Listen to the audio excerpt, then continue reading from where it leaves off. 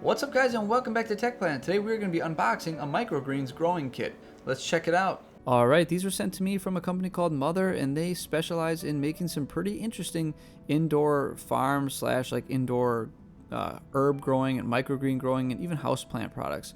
They have this pretty interesting tree-like structure that you can have any variety of the things I listed all on there, like interconnected, and it's pretty neat. So if you guys are interested, definitely check out their website. So let's get them unboxed and let's check them out and see how they perform. Something I noticed right away with a lot of their packaging is there really isn't any plastic that I noticed. It's all just like recyclable cardboard and then just the units inside, and even the instruction panel is pretty awesome because it's like part packaging, part instructions, and honestly they're pretty simple, so you don't need anything crazy, but I think they did a pretty good job packaging this up, and it's just got a nice feel to it.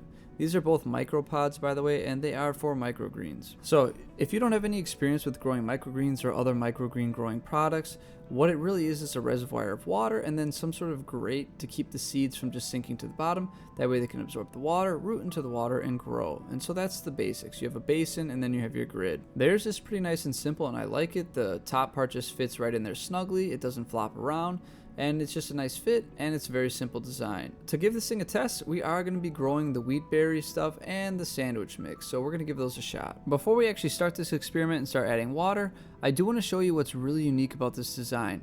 If you look at their top grate, it's actually just slits from the center to the outside, and this might not seem important to you right now, but you'll see towards the end why this is really unique and actually really awesome. So let's get these things growing and get them started so you can see why I like this a lot. Now honestly, I'm not sure what order they would prefer you to put these in, but I'm going to put the seeds in first and then I'm going to add the water. So the goal with this is to get the seeds in the slits, and then you're supposed to fill it all the way up to the very top of the slits with the water. So you want it to like basically have the seeds floating in order for it to work. Again, because I've used things like this before, I really can see what they actually thought about when they did this, and that center hole is actually quite a big deal because you can fill these things up pretty well without disturbing the seeds. With some other ones I used, you either fill them up beforehand, but if you fill them up after or try and top them off, you end up displacing the seeds like heavily where you poured the water basically, and it's a problem. So this is a really smart design. And then with microgreens, once you get that water in there, you basically just leave it, and in about 5 to 7 days or whatever the germination rate is on your seeds, you'll have your microgreens. So I'm going to leave this sit in an area for a little while and we'll check on them soon. Alright, around 10 days have passed. I'm not sure if I left it a little long or a little early. Again, I haven't done this in a while just because the products in the past irritated me, but they look pretty good and ready to me. Looking at the finished product here, it looks like it worked beautifully. I mean, the wheatgrass is thick and it's really tall and it's holding on really nicely. Nothing is falling over or getting all like matted down.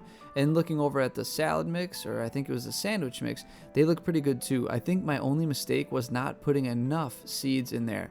The salad mix was, or sandwich mix was a lot smaller, and for whatever reason I just didn't put a lot in there, which I think I should have. So that's why it might look a little sparse, but other than that, this stuff looks fantastic. I really like combing through this grass. It just feels nice.